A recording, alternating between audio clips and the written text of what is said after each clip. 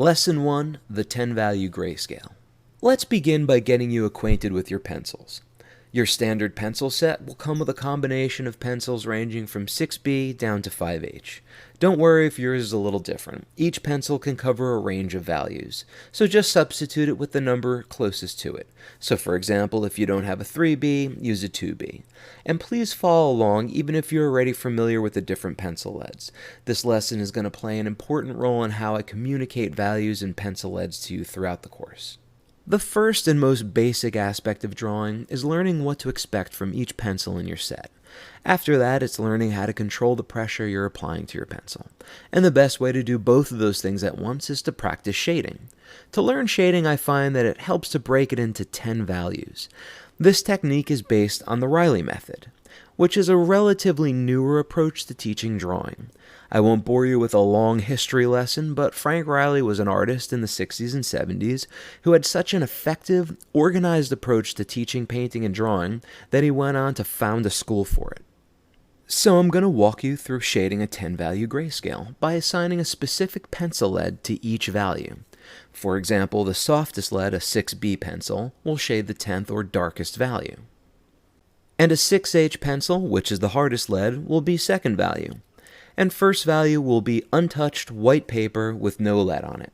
To begin, download the 10-value grayscale I created for you from the downloadable materials section of the course, and print it out on regular 8.5 by 11 printer paper. It should look just like the worksheet you see on screen right now. And when you're finished with this lesson, be sure to keep this chart to use as a handy reference guide to help you find the right pencil and value in the future. Let's begin with 10th value. Using your 6B pencil, begin to shade in the corresponding square and try to match the darkness of the value you see in the box to its left. When it comes to shading dark values, the rule is to gradually build them up, so don't apply full pressure all at once. Don't worry, you'll learn pressure control during this course. For now, try going over and over the area making concentric circles as I'm doing in my demonstration. We'll get into the different shading styles in the next lesson. For now, just stay in the lines. There are a number of reasons why you should gradually build up your shading. First, if you try to apply it all at once, it'll turn shiny and the paper will buckle. I'm sure that's happened to every one of you at some point in your life, maybe with a number 2 pencil while you were bored in school. The second reason is to give you control of the darkness or lightness of a value. You'll learn how important that is later in the course. For now, just fill in the square with your 6B pencil using medium pressure, and keep going over it until it's the same value as the sample square I provided you on the left. For those of you who have some training with shading, you can try to do some hatching, but with a lead this soft it won't stay sharp long enough to keep a fine line, so making small circles or scumbling works best. This is about how dark your first layer of shading should be. I'll go over it about 3 times to get it as dark as the square on the left. For the more advanced students who are anxious to start doing some drawing, just power through the first few lessons. We'll get to the more advanced stuff soon enough. These lessons are important because I'm going to be referring to the values as 10th, 5th, 2nd, etc. throughout the course, so I want you to get acquainted with the sort of code or language I'll be using to communicate with you. Besides, it's not a bad idea to brush up on the fundamentals, and these exercises are a good warm-up.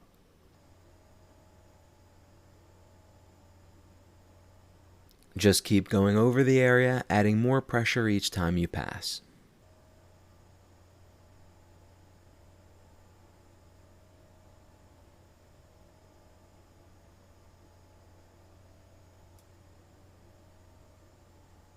And when you're done, write the pencil lead you use next to the box. For 9th value, I'm going to use a 5B lead pencil. And again, you want to build up the value gradually. When you're done, the square should be about 10% lighter than the square before it, so you'll be able to see a little bit of the paper grain showing through the pencil. I'm going to speed up the pace while I'm shading. Don't worry about missing anything, I'll slow it down for new information. It's a small square, so use whatever shading technique you're comfortable with for now. In fact, this lead is just hard enough to crosshatch with.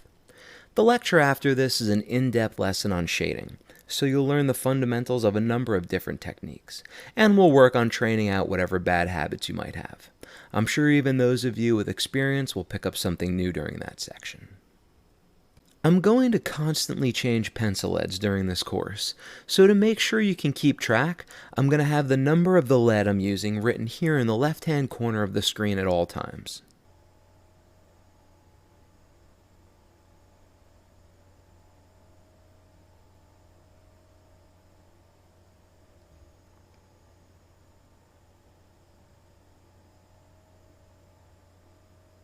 Okay, that value looks like it matches. I'll just label it with the lead I used, 5B. For eighth value, I'm going to switch to a 4B pencil.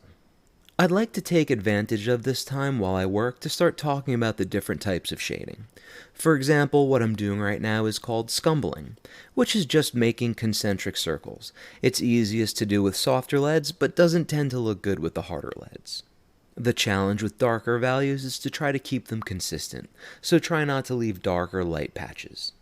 Once we get to the lighter values, we'll start using harder leads, so we'll start to use a hatching and cross-hatching approach to shading in the value. I'll talk more about those techniques as we progress. That looks about right. If you're having trouble telling if your square is the same value as the printed square because of the pencil grain, squint your eyes and look at it. That'll help you see the average value. And when you're done, be sure to label it with the pencil you used. For seventh value, I'm going to use a 3B lead.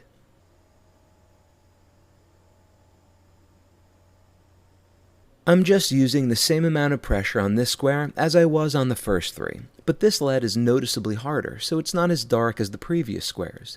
And notice the size of the pencil grain is much smaller. At this point, you'll notice I've switched the pattern of my shading from scumbling to cross-hatching. I want you to get used to the different leads. As we progress in this course, you'll learn that some leads are better for drawing and some are best for shading. You'll also learn that some pencils shade better with a scumbling pattern, while others shade better using a cross-hatching pattern.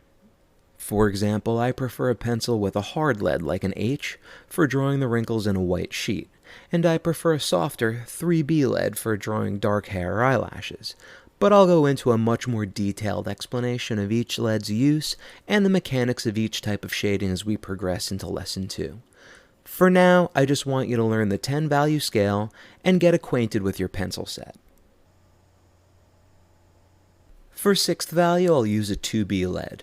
The 2B pencil is right in the middle of the spectrum and in my opinion the most versatile lead. You'll see me use it or a 3B lead to do most of my preliminary drawing and sketching in this course. That's why I suggested you buy a mechanical 2B pencil in the supply list. I'm still gradually building up to the darkness of the value, but my shading is going to become much more linear as the leads get harder, so more of a cross-hatching technique, which for beginners is just short straight lines. The reason I use hatching instead of scumbling is because making random circles will leave a patchy pattern behind, which can be difficult to smooth out. And remember, your job in this lesson is to keep the value in the square consistent.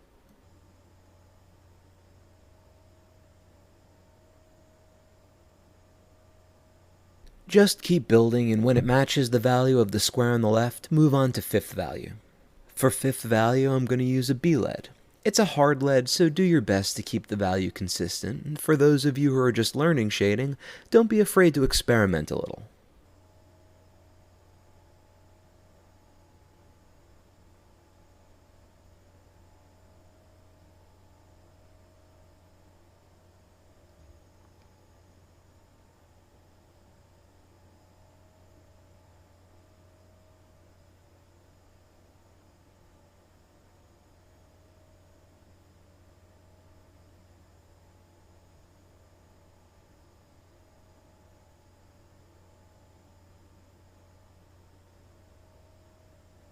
For fourth value, I'll move to the F lead pencil. Again, it's a very hard lead, so I'm going to cross-hatch the value in.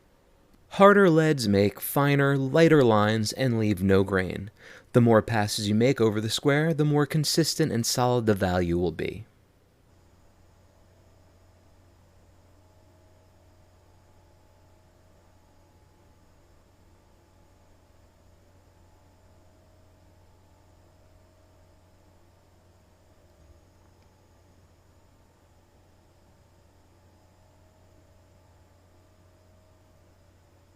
Sorry, I forgot to write down the leads next to the values. Sixth value was a 2B.